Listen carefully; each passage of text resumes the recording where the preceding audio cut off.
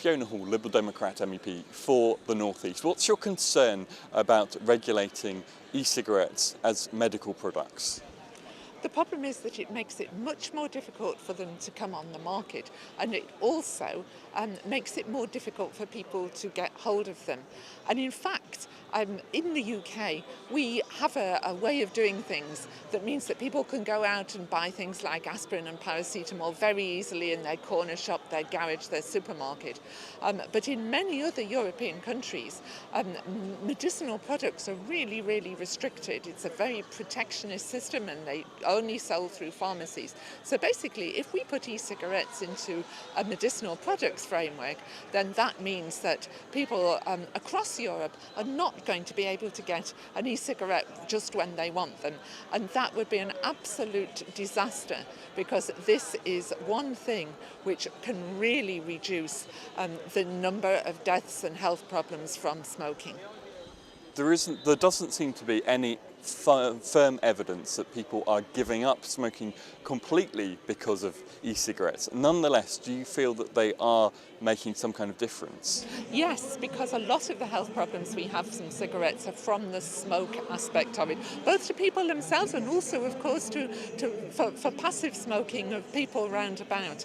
And so, although nicotine is an addictive substance, I mean that the health consequences of it are far, far less serious than the problems that you get from smoking actual cigarettes. And what an e-cigarette does is to help people reduce the harm that they're doing to themselves by giving them a different way of getting nicotine, and therefore really helping their health. And across the North East, we know that we have a massive problem with health problems because of the number of smokers in the community. And what about nicotine then? Doesn't that show that there is a need for these cigarettes, the e-cigarettes, to be regulated in some way, because they contain varying degrees, varying amounts of nicotine, and then apparently the amounts can be very, very high, even higher than cigarettes in some cases, according to some sources? I think it's important that we do have something on the e-cigarette that says it contains nicotine. Not everybody agrees with that, but I think it is an addictive substance and it's important that that's there. But we need to focus on the main picture, which is to get people, to help people and support people who want to stop smoking cigarettes. And so many people have come to me and said, this is the only thing that works. I mean, I have been able to stop smoking cigarettes because e-cigarettes exist, and I've been able to use those instead. And it's very moving to hear individual stories of how people who perhaps smoked for 45 years have now moved over to e-cigarettes and are feeling the effects in the improvements in their own health, even after 45 years of smoking. And I think that, we just need to go with something that is as good as that and is really going to make such a big difference to people's well-being.